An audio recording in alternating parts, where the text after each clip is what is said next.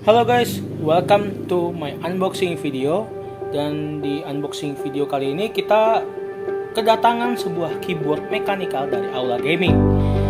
Dan ini dia adalah keyboard gaming dari Aula Gaming.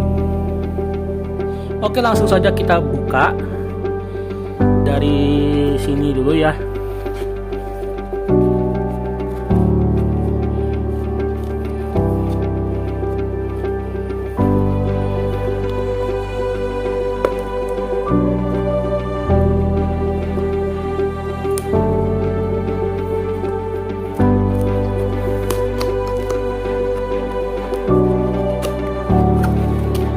Oke, jadi ini adalah keyboardnya. Jika kalian bisa lihat dari sini, saya buka dulu wrapnya.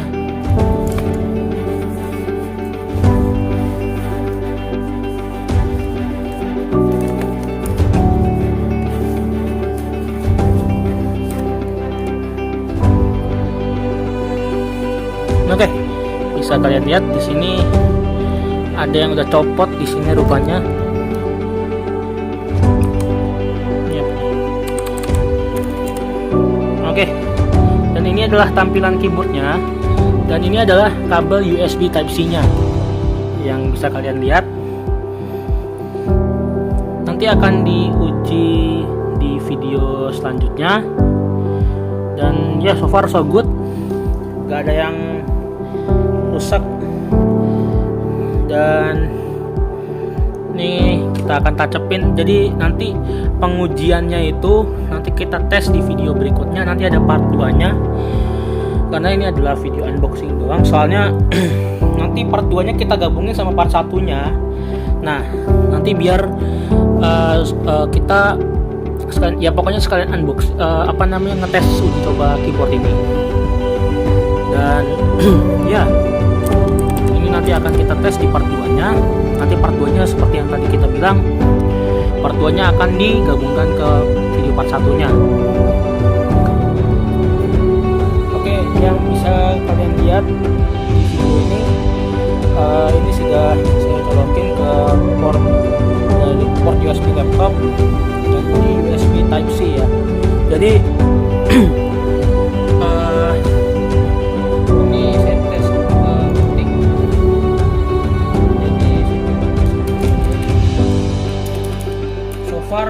ini tombolnya enak banget buat di tangan. Jadi ketika kalian memegang yang bagian sini atau bagian manapun itu, yang bagian sininya itu enak. Jadi kayak lembut, kayak soft gitu.